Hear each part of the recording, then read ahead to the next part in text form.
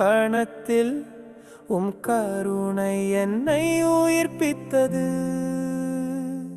இனி நான் பழையவன் அல்லவே, தூய ஆவியால் நான் புதியவனானே.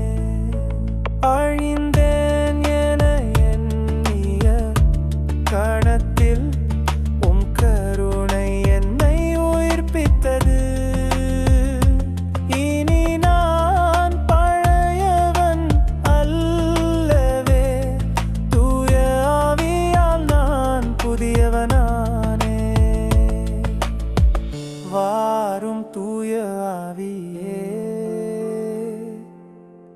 வாழ்க்கை வெறுமை மாற்றிட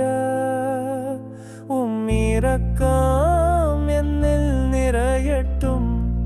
என் உள்ளம் உம்மை விரும்பிடுதே.